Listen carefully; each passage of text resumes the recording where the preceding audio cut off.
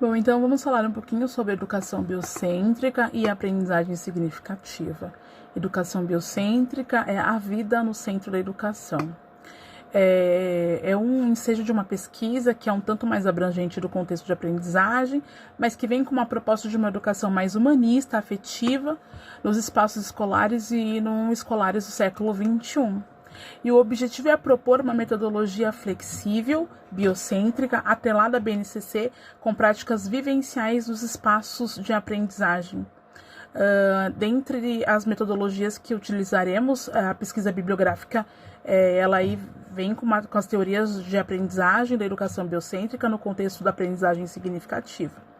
Abordaremos alguns teóricos dentro desse processo, como Ausubel, que é tido como pai da educação da aprendizagem significativa, Vallon, que vai falando sobre a psicologia genética, psicologia da educação infantil, Rolando Torre, o princípio biocêntrico, como o pai da educação biocêntrica. Vamos abordar ainda desde uma viagem, falando mesmo sobre uma viagem no contexto da aprendizagem, desde Platão até Rolando Torre. Então nós vamos falar sobre o inatismo de Platão, como ele via o inatismo, a pedagogia de Von Dorf, falando sobre Rudolf Steiner. Vamos falar sobre a educação Montessori, a aprendizagem de Henrique Vallon, que vai falando sobre a aprendizagem do desenvolvimento, Jean Piaget e Levi Vygotsky, que vai falando sobre o construtivismo e o cognitivismo, Carl Rogers falando sobre o humanismo. Vamos falar um pouquinho sobre David Ausubel, que, como dito anteriormente, é tido como o pai da educação da aprendizagem significativa, Paulo Freire, que é tido como o pai da pedagogia humanista. Vamos falar sobre Ivan Glish e o processo de desescolarização, o que facilita e o que compromete nesse processo, porque a criança acaba perdendo a sua bagagem das suas vivências nesse processo de construção e acaba desconstruindo as suas próprias vivências.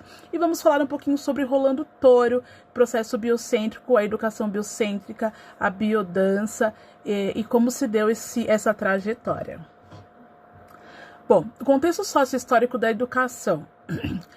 O Rolando Torre, ele parte dos primeiros princípios dos esboços da educação biocêntrica. Ele vem das suas experiências pedagógicas como professor fundamental do ensino 1, Fundamental 1, num pequeno povoado lá no Chile, datado mais ou menos em 1958. A educação biocêntrica, então, ela é uma metodologia de educação facilitadora que auxilia a construção de conhecimento crítico e integrado com a realidade, que é a parte da ação compartilhada, que estabelece fundamentação do desenvolvimento da inteligência afetiva por meio do diálogo. Então, o Rolando ele vai percebendo que a educação biocêntrica ela vem com essa metodologia facilitadora e que parte desse princípio afetivo por meio do diálogo dos indivíduos e favorece o desenvolvimento das suas potencialidades, expressão de investigação teórica e a sua capacidade relacional.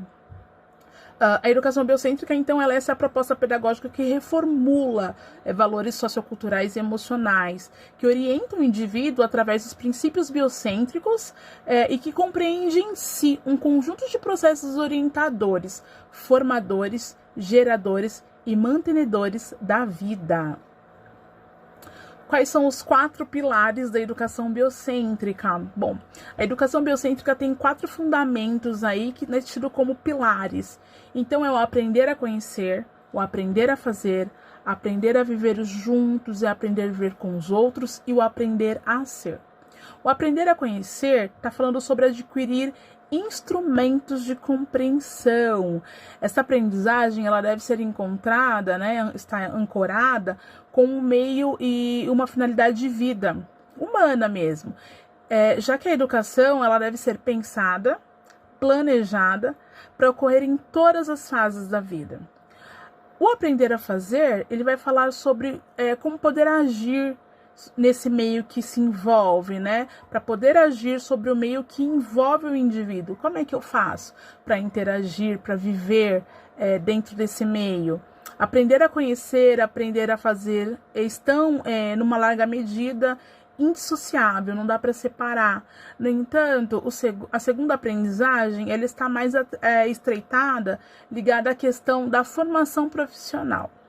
Aprender a viver juntos está falando um pouquinho sobre cooperação com o outro, com todas as atividades humanas, né? Uma vez que a descoberta do outro passa necessariamente pela descoberta de si e pelo fato de que deve dar à criança e ao adolescente uma visão ajustada do mundo, a educação, seja ela fornecida pela família, pela comunidade ou pela escola, deve, antes de mais nada, ajudá-los a descobrir-se quem eles são, descobrir-se a si mesmo. E aprender a ser está ligada a conceitos principais que integra todos os outros anteriores, né? Então, a educação, ela deve contribuir para o desenvolvimento total da pessoa, do espírito, do corpo, da inteligência, da sensibilidade, do sentido estético, da responsabilidade pessoal e espiritualidade. Todo ser humano ele deve receber uma educação que lhe dê ferramentas para o despertar do pensamento crítico e autônomo, assim como para formular seus juízos de valores e ser autônomo intelectualmente. Mais do que nunca, a educação ela precisa ter esse papel essencial que é conferido com todos os outros seres.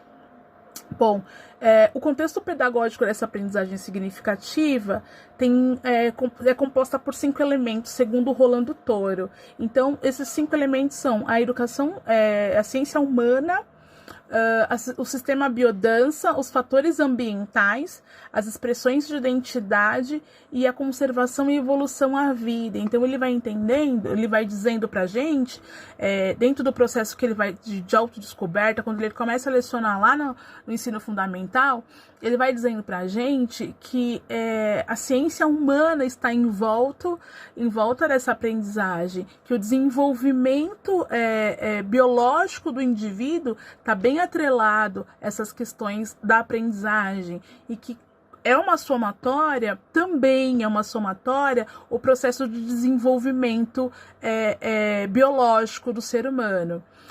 O sistema biodança foi um facilitador que Rolando trouxe, nós vamos falar um pouquinho mais dele lá na frente. Os fatores ambientais estão atrelados à aprendizagem significativa, porque quando ele tem o nome de... pensando nessa questão de, olha, o sistema biocêntrico está tratando a vida no centro da aprendizagem, mas não necessariamente só a vida humana. Então, todo tipo de vida, ele entra para esse sistema. Então, por isso que esses fatores ambientais são fundamentais. Por quê? Porque a gente vai falando muito sobre ecologia, sobre respeitar o espaço do outro. E esse outro é sempre um ser vivente, independente de ser um ser humano. E as expressões de identidade, quais são os tipos de expressões, quais são as identidades, aprender a respeitar o outro, trabalhar com a diferença do outro. Com base nesses 5 elementos, né, e aí a gente fala um pouquinho sobre a conservação e evolução da vida, sobre o cuidado com o meio ambiente, com as nascentes, com os rios, cuidado com esses espaços da natureza que estão disponíveis para a gente e que geram um cuidado não só para a nossa vida física, mas para a nossa espiritualidade também. Então, é com base nesses elementos que é possível atrelar essa aprendizagem às 17 ODS proposta pela ONU, promovendo, então, assim, os direitos humanos, promovendo a igualdade, diversidade, equidade, trabalho multidisciplinar e transversal, e que promove uma aprendizagem significativa, ok? Contextos pedagógicos da educação biocêntrica. A pedagogia possui uma visão integral e interligada de todas as esferas do indivíduo, vinculada a todo o processo cognitivo, psíquico, organo, pedagógico, afetivo, emocional, social e cultural. Segundo Flores, no 2006, página 11, a educação biocêntrica é a busca de um caminho educativo fundado na valorização da vida, para o desenvolvimento de uma relação de vínculo afetivo entre os protagonistas da aprendizagem, educador e educando. A aprendizagem significativa, então, ela está atrelada a atividade, experiência, reflexão e pensamento. E a educação biocêntrica? Aprender a conhecer, aprender a fazer, aprender juntos com os outros, aprender juntos e aprender a ser. Nós conseguimos atrelar os 4 princípios da educação biocêntrica com os 4 princípios da aprendizagem significativa, e aí a gente consegue entender como elas se cruzam e como elas têm um significado a partir das vivências. Para que isso tudo ocorra, é legal a gente pensar que nós precisamos de ambientes preparados, porque se a gente está falando sobre afetividade, sobre vínculo, sobre ritual, se a gente está falando sobre uma aprendizagem mais humanista, se a gente está falando sobre uma aprendizagem que tenha um vínculo afetivo, que tenha um vínculo existencial, que o meu histórico vivencial, que as minhas relações somam bastante, contribuem para esse aprendizado, eu preciso entender que tem que ter um espaço onde eu me sinta confortável, onde o educando ele consiga vincular as suas emoções, a sua afetividade com os processos de aprendizagem. Nós precisamos entender que existem alguns gatilhos emocionais, existenciais na vida de cada indivíduo, positivos e negativos. Então existem alguns gatilhos que podem despertar coisas bacanas, que podem despertar uma potencialidade, mas existem alguns gatilhos que podem gerar alguns incômodos. O educador ele tem que estar pronto para entender e perceber qual é a relação do educando com aquele tema abordado, qual é a relação do educando com aquele momento vivenciado, qual é a sensação experimentada, porque se o que está sendo proposto para o educando, o tema que está sendo abordado com a sala, com a turma, com a criança e com o adolescente, for algo que traga um gatilho negativo, a possibilidade dele desenvolver alguma questão negativa no processo de aprendizagem daquele assunto é muito grande. Então o educador ele tem que ter o feeling de sentir se está sendo gerado algum incômodo para aquele aluno, para aquele educando, qual é o tipo de sensação experimentada, se aquilo está confortável ou não. O educador tem que ter um vínculo muito próximo de liberdade, de um espaço de respeito, de escuta qualitativa, de escuta fina, para que essas leituras sejam feitas, para que o educador entenda em que momento esse educando está. Lembrando que nesse processo de comunicação, nem sempre é oral, às vezes é só corporal, então é importante fazer a leitura corporal daquele aluno, como é que ele está se portando naquele momento.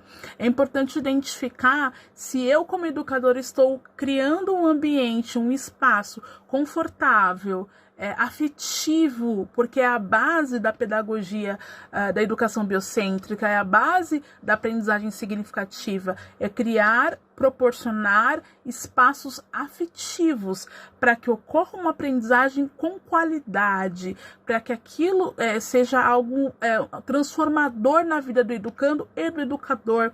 Lembrando que o princípio da aprendizagem ele não é unilateral. Então, em todos os momentos, o educador e o educando eles estão no processo de aprendizagem, de construção e desconstrução. Lembrando que Paulo Freire vai dizendo que ninguém é detentor do conhecimento, que nós estamos ali aprendendo o processo juntos, conhecendo o processo juntos. Então, desarmar, tirar toda essa bagagem que nós carregamos como detentor do conhecimento é fundamental e nos colocar no lugar de também aprendizes, de estar prontos para receber aquele ambiente acolhedor, para entender e conhecer aquele espaço, de estar pronto para vivenciar, ter experiências tanto quanto os educandos. Eu garanto que serão experiências maravilhosas, tanto para os educadores quanto para os educandos. No ano de 2019, eu fiz um processo de aprendizagem significativa falando um pouquinho sobre educação biocêntrica. A apresentação de um projeto de PI, um projeto integrador. E aí a base era esse trabalho, era esse projeto. E o mais interessante dentro disso foram coisas que nós descobrimos na construção. Bom, e aí eu trouxe a proposta de falar sobre a educação biocêntrica, mas como ela é muito vivencial, nós tivemos a ideia de aplicar algumas vivências dentro desse projeto. Gente, foi incrível. Eu lembro que a professora era a professora Gabriela Delfino, salvo erro sobre o nome dela. E foi um chororô naquela sala, porque a gente trabalhou algumas vivências. Eu lembro que uma delas era o corredor de valores. Falamos um pouquinho sobre a carta pro meu eu.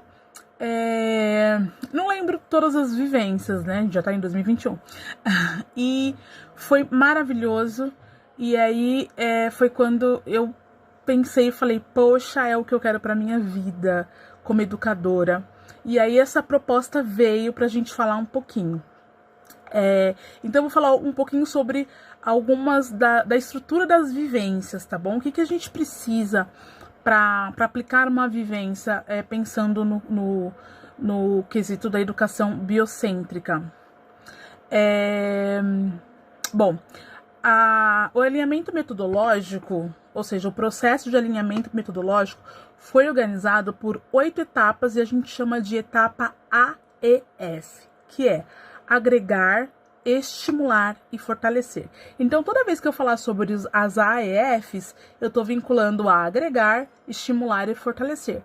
Mas agregar ao quê? Agregar valores da vida, conhecimento, experiência vivencial. E estimular a expressividade, interação, empatia, respeito, autoconsciência, sustentabilidade. E fortalecer a identidade, o desenvolvimento pessoal, ok? Bom, então eu vou te falar agora as etapas das AEF, ok? Então a primeira é a limpeza e organização do espaço. Para eu aplicar as vivências da educação biocêntrica, é importante que eu tenha um espaço limpo, clean, organizado, com um bom espaçamento, com uma boa estrutura, que esse ambiente seja limpo, que ele seja bem arejado, que ele tenha algum cheiro. Logo mais eu vou falar um pouquinho sobre isso. Então essa é a primeira, a limpeza e organização do espaço. A segunda é a conferência dos materiais de apoio. Se eu estou atrelando o princípio da educação biocêntrica no princípio da educação, da aprendizagem, para torná-la significativa, eu tenho que, então, minimamente me preparar para a minha aula, para a minha apresentação, seja para a minha palestra, seja para ministrar apenas uma vivência. Então, é importante que todo o meu material de apoio, ele seja organizado e separado. Então, se eu for usar um retroprojetor, se eu for usar caixa de som, microfone, colchonete, se eu for usar um aromatizador, se eu for usar algum outro material de apoio, é muito importante tudo isso estar separado. Preparar um ambiente acolhedor. É importante que todos os envolvidos, eles estejam bem naquele ambiente, que eles tenham um ambiente acolhedor, que eles tenham um momento de chegância afetiva, acolhedora, que eles se sintam acolhidos e aceitos nesse espaço. Quarto passo são as ações de gentilezas e os rituais de apresentação e reconhecimento, ok? Então, muito obrigado, muito bom que você veio, é muito bom você estar aqui. E os rituais de apresentação são alguns, existem vários aí. Logo mais no contexto eu vou falando para vocês um pouquinho sobre esses rituais de apresentação, porque não deixar uma dúvida, mas falaremos sim um pouquinho. E os reconhecimento, tratar pertencimento, tratar porque você está ali, não só chegar ao seu corpo, porque muitas vezes acontece, principalmente do educando que chega de manhã para o curso, para a aula, e às vezes ele não saiu daquele processo de sono ainda, então às vezes ele tá muito cansado, às vezes não dormiu bem. Quando é um adolescente que tá aí no programa de aprendizagem, que às vezes saiu da escola à tarde, dormiu pouco, mora longe do curso até chegar, o corpo chegou, mas a mente não chegou, o espírito não chegou. Então trabalhar aquele momento de reconhecimento, de onde você está, né, de chegança, de chegar não só o seu corpo, mas o seu espírito, a tua mente, o teu coração é muito importante estar naquele lugar, ok? As rodas de orientações, que é o nosso quinto passo, que todas as vivências, todas as estruturas que nós vamos trabalhar, nós trabalhamos em cima de roda de orientação, que é o passo a passo que vai acontecer, como vai acontecer, qual é o planejado, qual que é a proposta, qual é a ideia, o porquê que nós estamos fazendo. Então, para deixar tudo muito claro, que são os nossos combinados, né? Desenvolvimento e conteúdo programático é o nosso sexto passo. O que é, então, o desenvolvimento do conteúdo programático? Vamos dizer que nós estamos lecionando para uma turma da primeira série do Fundamental 1. Lembra que nós temos, pensando nessa turminha aí, que nós temos um conteúdo que é liberado pela escola, que é liberado aí pela gestão pedagógica, um planejamento escolar que precisa ser seguido? Legal. Então, eu preciso pensar no desenvolvimento desse conteúdo, o que eu vou dar e como vou dar. Eu preciso lembrar quem são os meus alunos, eu preciso saber quem são os meus educandos, porque existem 1001 formas de aplicar, às vezes, o mesmo conteúdo.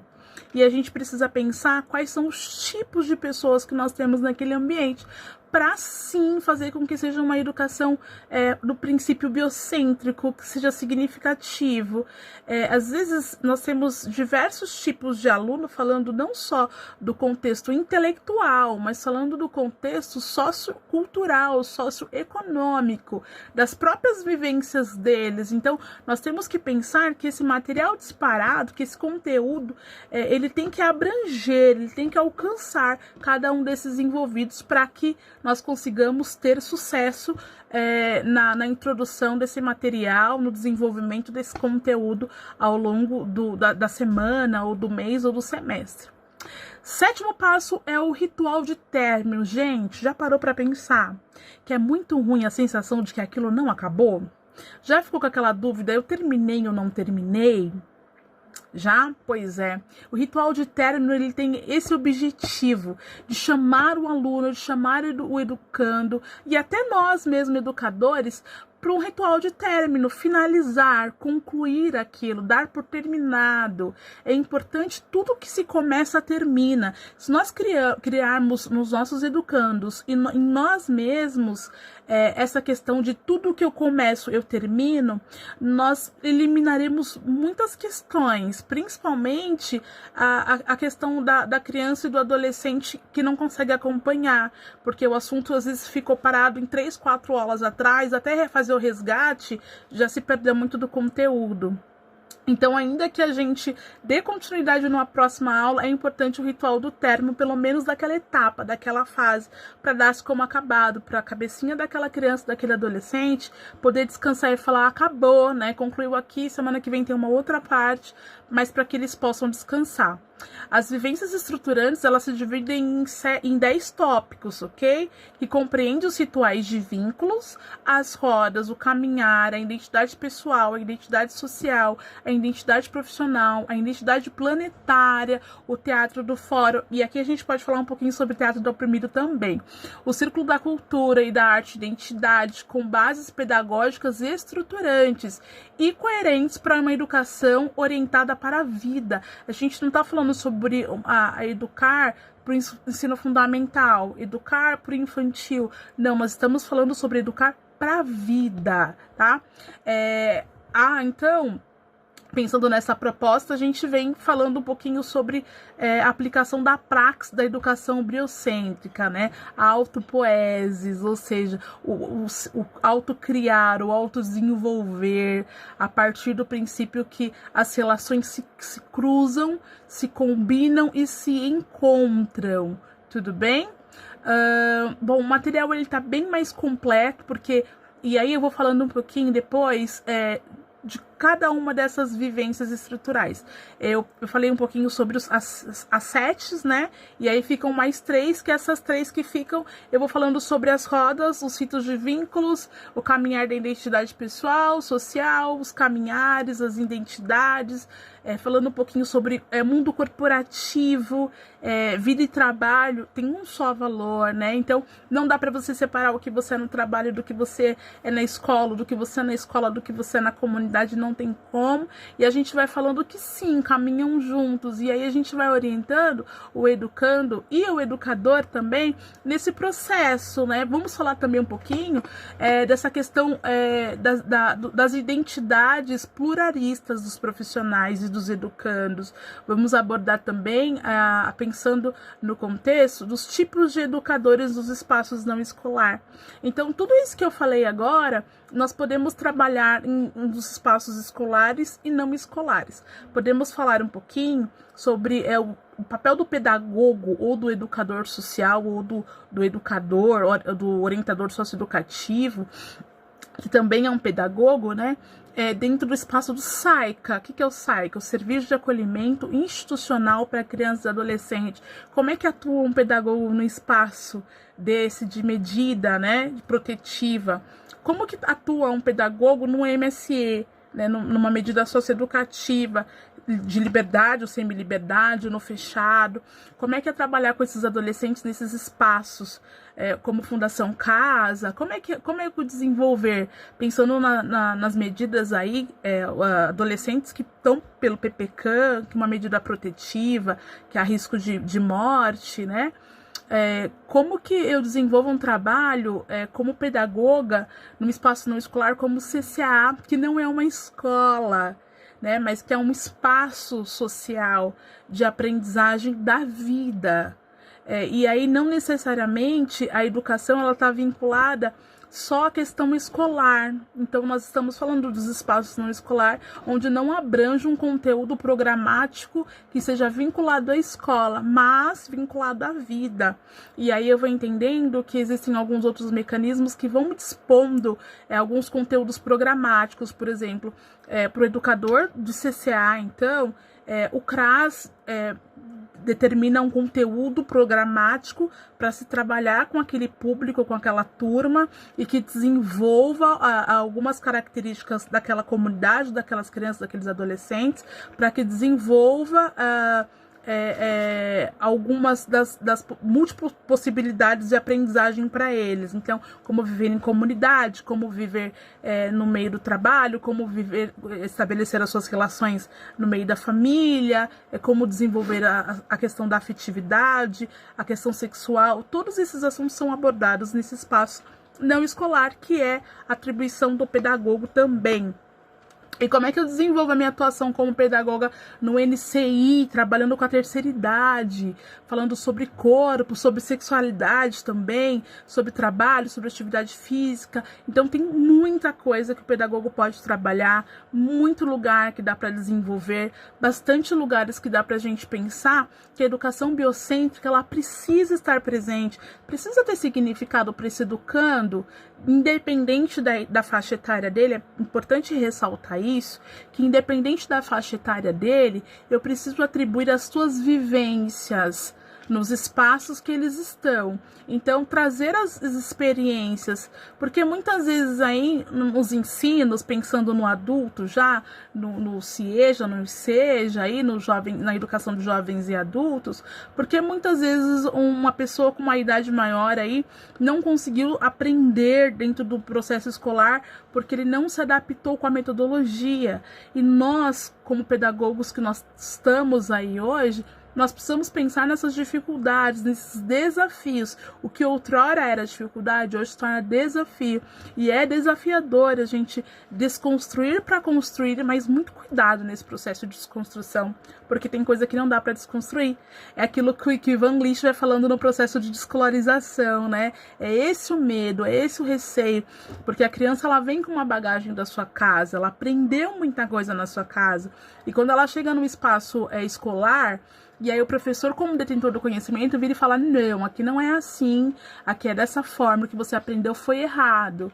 E até que ponto isso é positivo, até que ponto é negativo, né? Como é que a gente consegue pegar as vivências desse educando e transformá-la e somá-la para um conhecimento maior, para que essa aprendizagem seja significativa para ele, para que todo o conhecimento adquirido nesse processo seja somatório com as suas vivências. De nada vale para o educando ir para um espaço, quer seja escolar, quer não seja escolar, e aprender nada com nada, nada que ele vai ter contato na sua vida, no seu dia a dia, no seu cotidiano.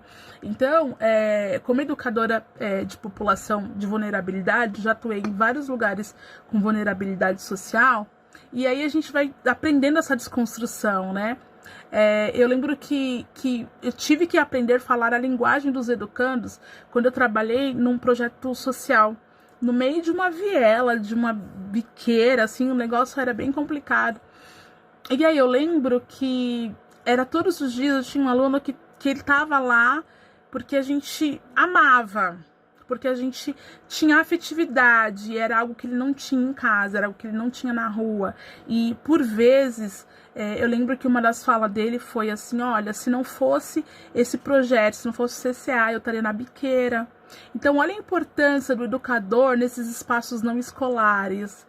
E aí a gente vai percebendo que estar nesses lugares, falando, abordando as temáticas sobre vida, sobre prevenção de risco à droga, à vida, falando um pouquinho sobre os espaços de pertencimento, apresentando outros espaços para eles, a gente está prevenindo aí um DST, um IST, uma gravidez não planejada, a questão da criança, do adolescente no tráfico, na droga. Então, a importância do educador nesses espaços não escolar. E aí a gente não pode separar as vivências deles dessa educação. Então, muitas vezes o educador, professor de matemática, você vai estar lá ensinando a matemática para o aluno, ele não vai aprender porque não tem significado para ele, mas de repente você trazer uma outra abordagem e que por horas, assim, se a gente for parar para pensar, parece que é apologia, mas não é, gente, é real. Por que eu vou pegar um adolescente que repetiu não sei quantas vezes a 7ª, 8ª série e hoje ele está trabalhando no tráfico? Isso é muito comum nas periferias, é muito comum mesmo, porque há uma questão de falta de estrutura familiar muito grande, de oportunidade muito grande, e parece que não, mas é real, né? Para quem está lá nesses espaços, a gente percebe que é real. E aí fazer uma conta de matemática para ele pode ser uma dificuldade enorme. Mas se a gente trazer lá a vivência, tem uma música de uma cantora, gente, ela canta Cota Não É Esmola. E aí ela vai fazendo uma somatória de matemática no enredo da música, e que a professora tá dando aula, né, e ela começa a fazer uma conta, e aí ela pergunta quanto que vai dar, daí a menina responde, porque na realidade dela, o dinheiro dava para comprar o pão para pegar a condução, e aí ela falava, então não vai ter dinheiro para comprar o pão, e porque senão ela chegasse atrasada na escola, ainda ela ia ouvir um bolão, mais ou menos nesse contexto. Poxa, Eve, mas qual é a linguagem que você está abordando? Eu estou abordando a linguagem dos nossos adolescentes. Eu estou abordando a linguagem dos nossos jovens. Essa é a realidade. Então, eu vou falar do cateto do quadrado da hipotenusa para um adolescente, ele não vai entender o conceito. Então, eu preciso trazer isso para as vivências dele, para que traga algum significativo no meio que ele está inserido. É muito mais prático eu trazer para ele. Olha, tá quanto o quilo de tal coisa que você vende aí, né? Você faz seu trabalho aí na biqueira. E aí, se você for ensinar matemática nesse princípio, é muito mais fácil você reter esse adolescente na escola, porque você está tratando um assunto que ele entende, e é uma língua que ele entende, do que você abordar como educador aí vários princípios que para eles não tem sentido algum. Durante anos, eu sempre tive dificuldade com matemática. E eu me recordei por quê, desculpem. E eu me recordei por quê. Eu lembro que na 5ª série eu tive um acidente, eu morava no interior. E eu não conseguia aprender o princípio da matemática. Gente, aquilo era uma loucura pra mim. Eu repeti matemática por causa disso. E aí eu nunca tive uma boa aceitação, eu nunca consegui entender muito bem e tal, né? E era a regra de 3. E aí você tem várias formas de aprender. E aí o professor usava uma metodologia que eu não conseguia entender, e eu repeti a 5ª série por causa disso. Depois, no outro ano, eu aprendi tive um contato com um professor que me ensinou a fazer a conta pela regra de 3, aí pensando em juros, tá? Juros simples, juros compostos pela regra de 3. Super aprendi. Esse ano, eu tive novamente... E o professor estava ensinando juros simples, juros compostos, tal, com aquela regra que eu não tinha aprendido, não entrava na minha cabeça. E se você me pergunta se entrou, não entrou. Não entrou. E eu fui fazendo pela regra de 3 e fui conferindo se era aquilo. E para mim faz total sentido e tudo bem, porque o resultado foi o mesmo. A gente tem que se propor a conhecer, ter novas vivências, conhecer nossos espaços, legal, mas nem sempre dá para desconstruir aquilo que nós sabemos ou aquilo que o educando sabe. Assim como eu e você temos limites, a criança, o adolescente, o adulto, o idoso também tem. Então é importante entender até onde nós podemos ir. Qual é o meu limite, qual é o limite dele. A partir desse princípio, a educação ela se torna uma aprendizagem que tem significado, uma aprendizagem que significa para mim alguma coisa relacionada à minha história, relacionada à minha vida.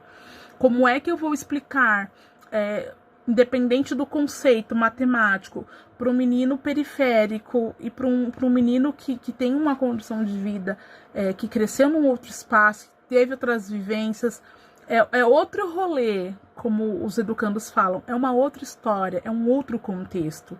É importante entender em que espaço eu estou inserida, qual é o lugar de atuação que você, pedagogo, pretende estar. Eu decidir estar em lugares onde tem extrema vulnerabilidade. Hoje eu trabalho com população de rua. E muitos dos meus usuários, né, não é usuários por conta da drogadição, é usuários do serviço. Então, muitos desses usuários, eles criam uma identificação e falam, mas como que eu vou conseguir? Como é que eu vou? E aí eu sempre vou contando a minha história, os meninos que trabalham com a gente vai contando as histórias dele, porque é uma possibilidade, a gente dá sentido para aquilo que a gente está falando. Então, aí nós vamos atrás de uma escola, e a gente senta para fazer as lições juntos, a gente vai apresentando os espaços, a gente vai trazendo o pertencimento daquele espaço. Então, tanto a criança, quanto adolescente, quanto adulto, eles precisam estar nos outros espaços, desde que esses espaços tenham algum significado, seja significativo para eles. Mas muitos deles estão, pensando em crianças e adolescentes institucionalizados, estão num espaço que não queriam estar, mas estão por inúmeras questões, e a partir disso eles precisam entender qual o significado de estar ali. E nem sempre isso é uma coisa fácil para o educador, para o professor atribuir.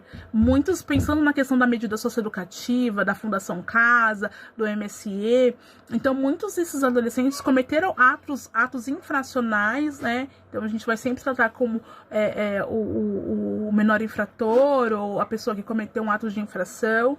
A gente nunca vai tratar sobre um termo pejorativo, né? Enfim. Porque são pessoas que estão no processo de aprendizagem, assim como nós, que cometeram seus erros, assim como nós já cometemos ou queremos cometer. Então, e livre de julgamento. O princípio da educação biocêntrica é criar um ambiente acolhedor. Não podemos esquecer que é primordial que esses ambientes sejam acolhedores. Por quê? Porque eu preciso me sentir seguro para poder falar dos meus medos, dos meus sentimentos. Eu preciso me sentir seguro para um ritual. Eu colocar lá, por exemplo, um mapa etnográfico, onde eu vou falando sobre quem é quem, onde cada um mora, como é, quem cresceu com pai, quem cresceu com mãe, quem já passou fome, quem não. Então, quando eu vou fazer uma experiência essa, uma vivência dessa, que eu crio uma linha e separo as salas em 2 grupos, e aí eu me centralizo nessa linha e pergunto, olha, quem já cresceu num lugar de risco, e aí quem já assim dá um passo para frente, quem não continua no lugar, quem já passou fome e a pessoa dá um passo para frente, quem já dormiu sem ter o que comer. Por quê? Porque eu preciso sondar o meu educando, porque de repente eu tenho um aluno lá, gente, que só dorme na aula, e aí ele não produz absolutamente nada, e eu preciso entender o porquê que esse aluno só dorme, não está produzindo. Pode ser que ele esteja com um problema físico, de anemia, bacana, mas pode ser que esse menino seja vítima de alguma violência, ele esteja perdendo o sono, pode ser que essa criança esteja vivendo alguma questão de quadro depressivo, né? Então eu preciso minimamente, como educador, estar atenta, ter esse feeling, essa afetividade de troca de olhar, daquela linguagem não verbal que eu falei lá atrás, lembra? Que nem sempre essa comunicação com o adolescente ou com a criança vai ser verbal.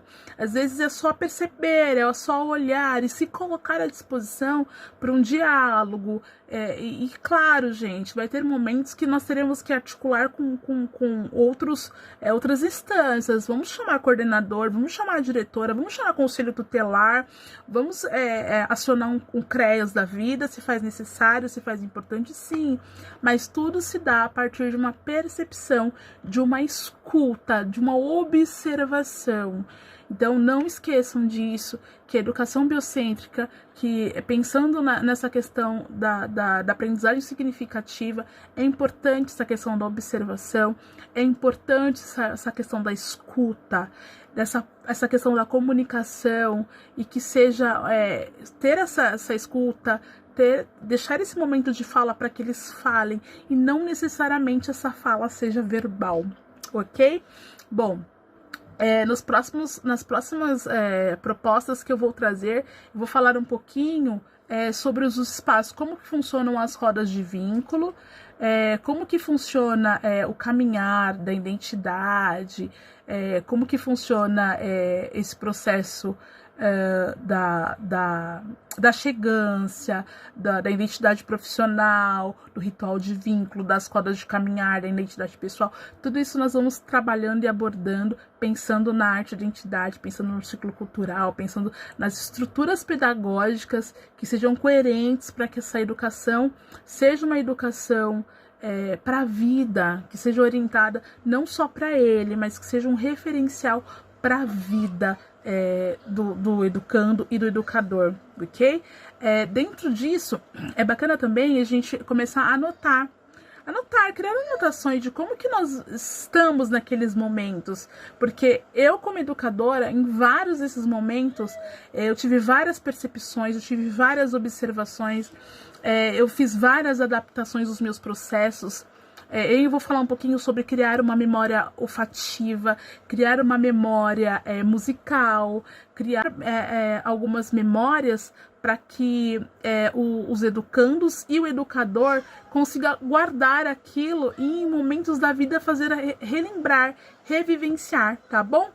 Um grande beijo para vocês, obrigada e até a próxima.